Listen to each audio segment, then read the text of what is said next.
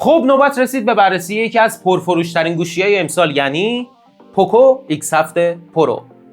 درود بر شما، امیدوارم هر جایی که هستید حالتون خوب باشه. آقا امروز در خدمتتون هستم با بررسی این گوشی تقریباً بالارده از برند شیائومی. همین اول باید تشکر کنم از فروشگاه موبایل عماد از اصفهان که این محصول واسه بررسی در اختیارم گذاشت. آدرس پیج اینستاگرامشون رو همین پایین براتون میذارم. فروشگاه کاردرست و معتبر، شما میتونی هم به صورت حضوری و هم به صورت آنلاین با خیال راحت ازشون خرید کنی. یه نکته رو بهتون بگم که این گوشی و بخش نرم افزارش رو من به آخرین نسخه آپدیت کردم که اگه این مشکلی چیزی داشته باشه رفع بشه. ویدیو رو لایکش کن. آقا چرا ویدیو رو لایک نمی‌کنید؟ ویدیو رو لایکش کن، کانالم سابسکرایب کن، بریم تو بررسی.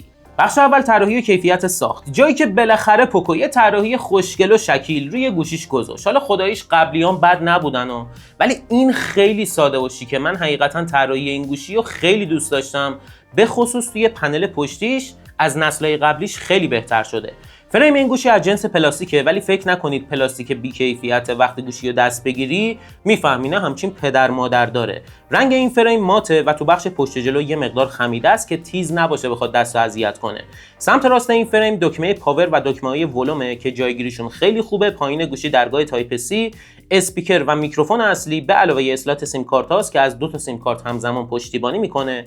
از مموری هم پشتیبانی نمیکنه. سمت چپ گوشی کلا هیچی نیست. بالای گوشی هم اسپیکر دوم، میکروفون دوم و درگاه مادون قرمزه. پنل پشتی از جنس پلاستیکه که طراحیش دو تیکه است. سمت چپش کاملا ساده و سمت راستش یه طراحی شبیه فیبر کربن داره که البته قابل لمس نیستش، اون زیر اون پلاستیک قرار گرفته. این پنل اینجوریه که از کنار گوشی رد بشی بهش نگاه کنی کثیف میشه. انقدر پنل پشتیش کثیف میشه که توی این مدت من حقیقتا پشت بازو آوردم، از بس اینو سابیدم تمیزش کردم. جزیره دوربین خیلی شبیه آیفون 16 شده که البته به نظرم چیز بدی نیستش. بیرون زدگیش هم نرمال، خیلی توی دست نیست و در طول روز اذیت نمیکنه. تو قسمت جلویی هم صفحه نمایش با گوریلا گلاس 7i محافظت میشه. دوربین سلفی هم توی پانچ هول اون بالا مرکزه و بالاترش هم خروجی صدای مخاطب و اسپیکر دومه. در این حال این گوشی از IP68 هم پشتیبانی میکنه که کاملا ضد آب، منتها در برابر آب شیرین توی آب دریا یا حالا آب استخر ببری ممکنه داغون بشه. از نظر خوش‌دستی هم وزن این گوشی زیر 200 گرمه. یه نسخه چرمی هم داره که وزنش 3 گرم از اینم سبک‌تره. بهتون گفتم پنل پشت جلوش یه مقدار خمیده است. خیلی گوشی رندی نیستش که مثلا لبه‌هاش نرم باشه، ولی از اون طرف مثل A55 هم نیستش که لبه‌هاش تیز باشه. تو بخش خوش‌دستی میتونم بگم قابل قبول، میشه باهاش کنار اومد. به طور کلی کیفیت ساختش نسبت به قیمت دلاریش به نظرم خوبه.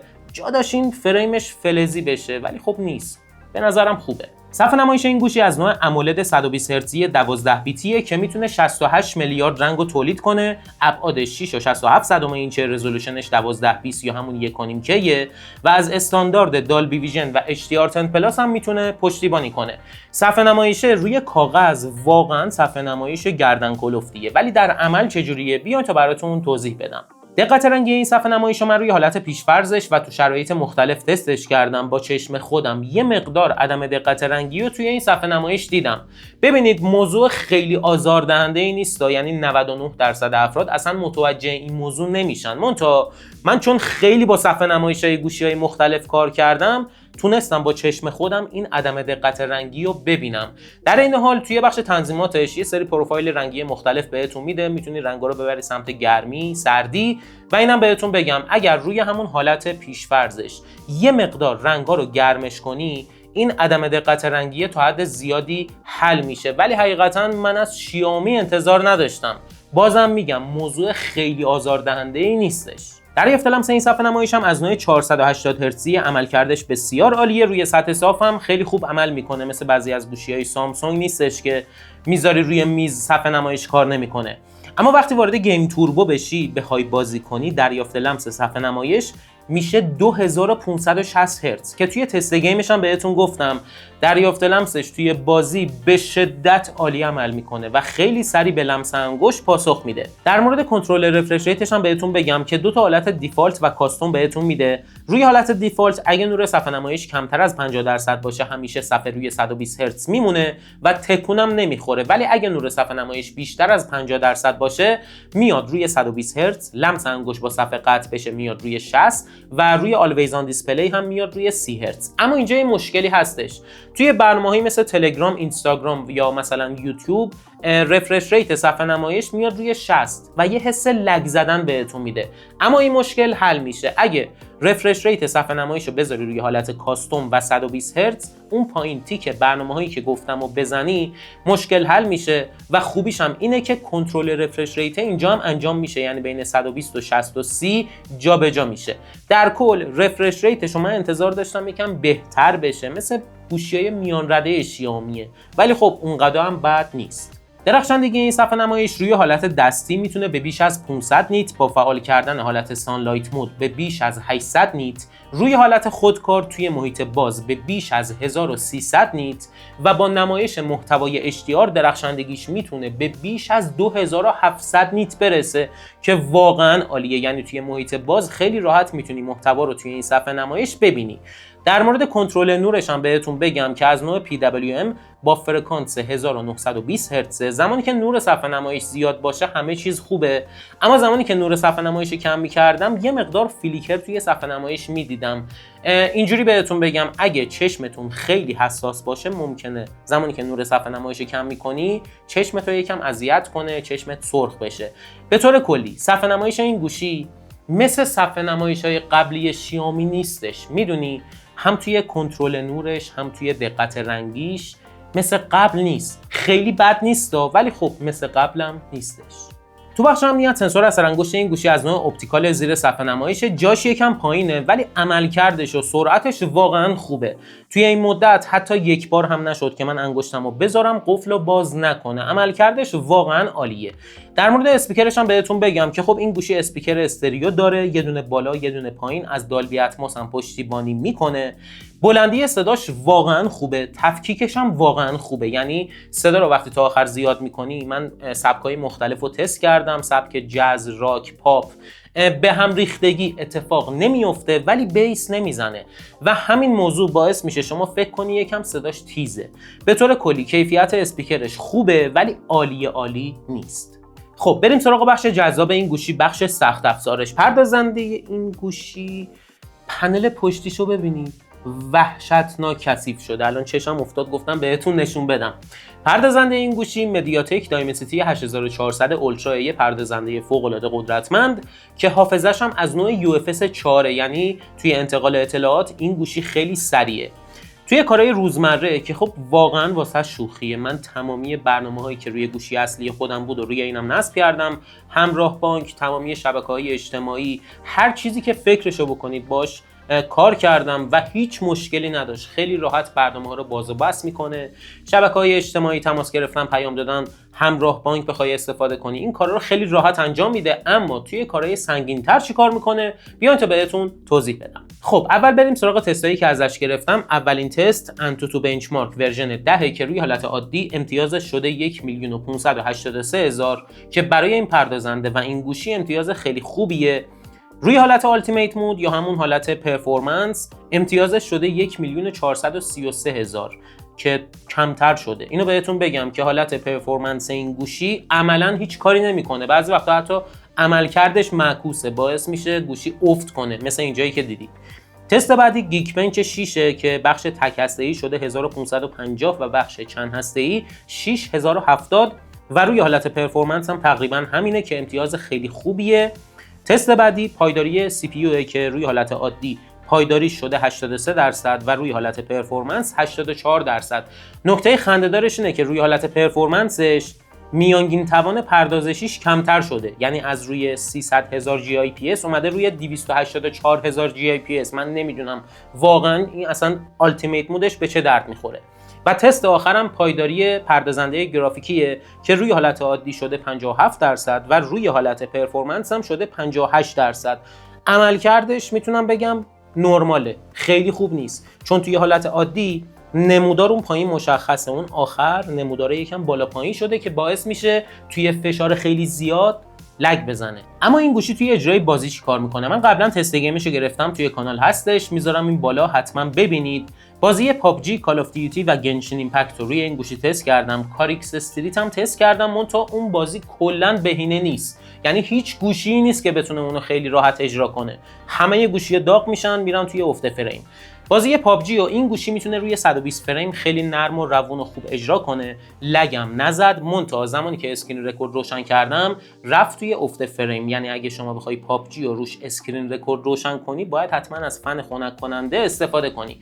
بازی کال آف دیوتی و روی 90 فریم با اسکرین رکورد بدون اسکرین رکورد خیلی خوب اجرا کرد و بازی گنشین ایمپکت هم گذاشتمش روی گرافیک حداکثر، بعد 15 دقیقه رفت توی افت فریم. یعنی اگه بخوای بازی کنی باید بذاری روی گرافیک مدیوم یا اینکه از فن خنک کننده براش استفاده کنی. به طور کلی سخت افزارش واقعا خوبه، منتها من انتظارم ازش بیشتر بود.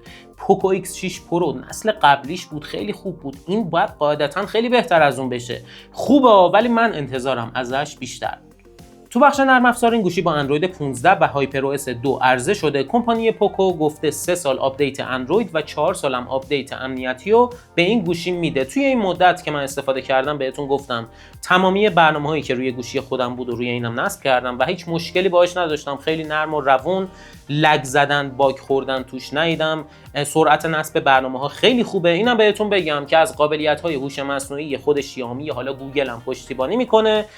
قابلیت‌هایی مثلا ترجمه متن، تبدیل صدا به متن، سرکل تو سرچ، حذف اشیا از توی تصویر، این کارا رو انجام میده و عملکردش هم میتونم بگم واقعا خوبه.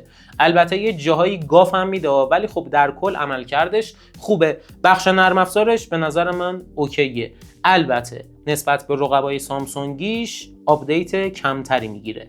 اما بریم سراغ یکی دیگه از بخش‌های جذاب این گوشی، یعنی بخش باتریش. ظرفیت باتری این گوشی 6000 میلی آمپره و از نوع سیلیکون کربونه که عمر مفیدش از باتری‌های لیتیومی یه مقدار بیشتره. شارژ دهیش واقعا خوبه. ببینید عالی نیست ولی واقعا خوبه. اینجوریه که توی استفاده نرمال خیلی راحت بیش از یک روز بهتون شارژ میده و توی استفاده نیمه سنگین و سنگین یک روز کامل کاریو بهتون شارژ میده. اگه بخوام مثلا با نسل قبلیش مقایسه کنم اینجوریه که پوکو X6 پرو رو اگه ساعت 8 صبح 100% از شارژ میکشیدی تا ساعت 5 6 عصر میتونستی باش بری، این تا ساعت 8 و 9 شب هم میتونه تو رو همراهیت کنه. از اون طرف یه شارژر 90 واتی هم توی جعبشه که میتونه توی 46 دقیقه این گوشی رو فول شارژ کنه. دیگه چی از این بهتر؟ تو این بخش از تمامی رقبای سامسونگیش بهتره.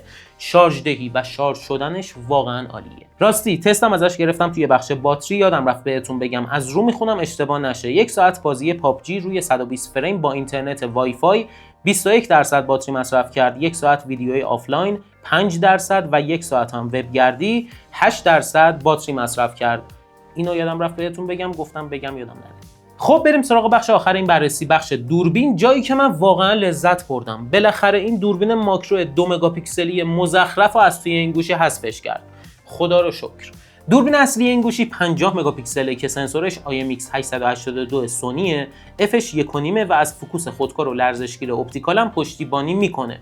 دوربین اولترا واید 8 مگاپیکسله با f2.2 که از فوکوس خودکار پشتیبانی نمیکنه و دوربین سلفی هم 20 مگاپیکسله fش 2.2 و اینم از فوکوس خودکار پشتیبانی نمیکنه. بریم سراغ عکس‌ها و ویدیوهای روز و شبش ببینیم چیکار میکنه. اول بریم سراغ دوربین اولترا واید. عکسای این دوربین دقت رنگیشون توی اکثر مواقع درست نیست و یه حاله آبی روی تصاویرشه. داینامیک رنج اگه شرایط نوری عالی باشه قابل قبوله، ولی اگه یکم بهش سخت بگیری مثل این تصویر کلا داغون میشه. نویز توی قسمت‌های تاریک تصویر دیده میشه و در مورد سطح جزئیاتش هم بهتون بگم که دیگه دوربین اولترا واید 8 مگاپیکسلیه، نمیشه ازش انتظار جزئیات داشت. عکسای دوربین اصلی به صورت پیش‌فرض 12 مگاپیکسل ثبت میشه. دقت رنگیش اینجوریه که توی اکثر حالت‌ها رنگ‌ها اشباع شده و پررنگ‌تر ثبت میشن.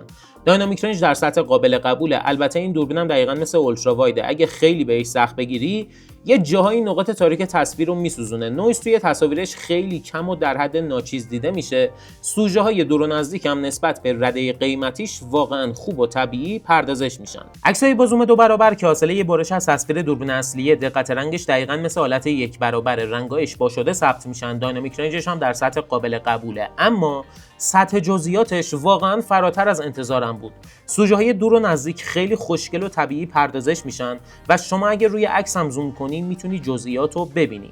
این عکس‌ها یه خوبی دیگه هم دارن، اگه سوژه های نزدیک هم باهاشون عکس بگیری میتونه کار همون عکاسی ماکرو رو هم انجام بده که جزئیاتش واقعا خوبه. عکسای دوربین اصلی رو حالت 50 مگاپیکسل دقت رنگیش بهتر از حالت پیش‌فرض، رنگا طبیعی‌تر ثبت میشن، داینامیک رنجش هم دقیقاً به همین شکل بهتر میشه. نویز هم که اصلا توی تصویر نیست. ثبت جزئیات سوژه‌های نزدیک عالیه، سوژه‌های دورم اگه بزرگ باشن خوب پردازش میشن، ولی سوژه‌های کوچیک‌تر مثل شاخ و برگ درخت‌ها اصلاً پردازششون خوب نیست و یه حالت در هم رفته و یک دست به خودشون میگیرن. من حقیقتاً عکسای این دوربین رو روی حالت پیش‌فرضش بیشتر دوست داشتم. عکسای پورتره با دوربین اصلی روی دو تا حالت 26 و 35 میلیمتری ثبت میشن. دقت رنگی و داینامیک رنجش در حد قابل قبوله. سوژه رو هم از پس زمینه نسبتاً خوب جدا میکنه. به طور کلی عکسای پورترهش قابل قبول و خوبه، اما زمانی عکس پورتره خوب میگیره که شرایط نوری نرمال باشه. اگه شرایط نوری یکم براش سخت بشه، یا دقت رنگش به هم میریزه یا داینامیک رنجش مثل این تصویر که میبینید یهو همه جای تصویر سیاه میشه. عکسای دوربین سلفی در حد یه گوشی 7 میلیون تومانیه. تنها مزیت این عکس‌ها اینه که داینامیک رنجش بدک نیست، وگرنه دقت رنگش اصلا خوب نیست. ثبت جزئیاتش هم در حد مثلا گوشی نوکیا 6620 انقدر بده. عکسای پورتره‌ش هم یه 2 لول از عکسای معمولیش بدتره. کلا دوربین سلفی این گوشی واسه تماس تصویری خوبه. همین. دوربین سلفی این گوشی نهایتاً میتونه با کیفیت 1080 30 فریم ویدیو بگیره. دقت رنگی ویدیوهاش در حد قابل قبول میشه باش کنار اومد. مونتا داینامیک رنجش واقعاً بده. ببینید من الان توی سایه ایستادم و همه چیز نسبتاً خوبه. الان به صورت من به خصوص اینجای پیشونیم توجه کنید. میام توی آفتاب. سوخت. الان نقاط تاریک تصویر هیچی پیدا نیست. داینامیک رنجش واقعا بده، توی نورسنجی گیج کند عمل میکنه و وضوحش هم میتونم بگم در حد قابل قبوله. لرزشگیریش هم الان گوشی روی دستمه، من باش تند را میرم به این شکله. در کل روی ویدیوهای دوربین سلفیش خیلی حساب نکنید، بیشتر کارو را میندازه. همین. دوربین اصلی نهایتا میتونه با کیفیت 4K 60 فریم ویدیو بگیره. این ویدیوها دقت رنگی و داینامیک رنجشون خوبه، وضوحش هم نسبت به قیمت گوشی واقعا عالیه. نکته جالب اینه که فوکوس کشی توی این دوربین خیلی نرم و حرفه‌ای انجام میشه. من واقعا انتظار نداشتم. لرزشگیریش هم به شکلیه که اگه باهاش راه برید خوبه، ولی اگه بدوید کلا به هم میریزه. ویدیوهای دوربین اولترا واید نهایتا با کیفیت 1080 30 فریم ضبط میشن. دقت رنگی و داینامیک رنج این ویدیوها قابل قبوله، ولی مثل ویدیوهای دوربین اصلی نیستش. وضوح این ویدیو هم در حدیه که واسه تماشا توی صفحه گوشی اوکیه، ولی مثلا نمیشه توی مانیتورهای بزرگ دیدش. لرزشگیریش هم به صورت الکتریکیه و عملکردش از دوربین اصلی به مراتب بهتره. واقعا عجیبه. دوربین اولترا واید لرزشگیر OIS نداره، از دوربین اصلی که لرزشگیر OIS داره بهتر عمل میکنه. خب بریم سراغ عکسای شبش. عکسای دوربین اصلی توی شب دقت رنگی و وایت بالانسش خوبه، نویزش خیلی کمه و روشنایی و جزئیات تصویرش هم به لطف اف پایین دوربین واقعا عالیه. با فعال کردن حالت نایت مود هم کنترل نورش بهتر میشه، سوژه‌های دورتر هم یه کوچولو جزئیاتشون میره بالاتر. حقیقتا انتظار نداشتم دوربین اصلیش توی شب انقدر عکساش خوب باشه. عکسای دوربین اولترا واید توی شب تنها مزیتش اینه که روشناییش خوبه، وگرنه دقت رنگی و وضوحش اصلا خوب نیست. با فعال کردن حالت نایت مود هم هیچ اتفاق مثبتی نمیفته، فقط دقت رنگیش از اون چیزی که بود 10 برابر بدتر میشه. عکسای دوربین سلفی توی شب تنها مزیتش روشنایی خوبشه، وگرنه پر از نویزه و هیچ کدوم از فاکتوراش دیگه درست نیست. اصلا جزئیاتش داغونه. با حالت نایت مود هم فقط نویز تصویرش حذف میشه و هیچ اتفاق دیگه‌ای نمیفته. ویدیوهای دوربین سلفی این گوشی توی شب اگه جایی باشی مثل این جایی که من هستم نور کافی باشه، یه همچین چیزی میگیره که قابل قبوله، ولی اگه نور کافی نباشه، نور کم بشه، پر از نویزه و اصلا جزئیات خوبی بهتون نمیده. ویدیوهای دوربین اولترا واید توی شب دقت رنگیش خوب نیست، وضوحش خوب نیست و تنها مزیتش روشنایی و لرزشگیری قابل قبولشه. میدونی اینجوریه که اگه محیط خیلی تاریک نباشه، ویدیوهایی میگیره که فقط کار راه اندازه، همین، بیشتر نمیتونه. ویدیوهای دوربین اصلی هم توی شب روشنایی و دقت رنگشون عالیه، وضوحشون یکم افت میکنه ولی همچنان خوب و قابل قبوله، اما لرزشگیری دیگه الان جوریه که اگه سری راه بری ویدیو کلا به هم میریزه. در کل ویدیوهای دوربین اصلیش توی شب اگه خیلی تکون نخوری خوبه. خب اینم از بررسی پوکو ایکس 7 پرو. بریم سراغ جمع‌بندی. اول از همه اینو بهتون بگم که اگه شما پوکو ایکس 6 پرو داری به فکر خرید این گوشی نباش. اون واقعا همچنان گوشی خوبیه، بری بفروشی ضرر کنی بیا یه چیزی بذاری روش اینو بخری واقعا نمیصرفه. اما این گوشی به درد کیا میخوره؟ اگر در کنار انجام کارهای روزمره، یک، سخت افزار خوب میخوای برای اجرای بازی و دو، شارژ دهی و سرعت شارژ خوب میخوای، این واقعا گوشی خوبیه. دوربینش هم هست دیگه، فقط دوربین اصلیش خوبه، بقیه دوربیناش واقعا به درد نمیخوره. اینم از بررسی این گوشی، امیدوارم که براتون مفید بوده باشه. ویدیو رو لایکش کنید، کانالم ساب کنید. خیلی مخلصم. خدافظ.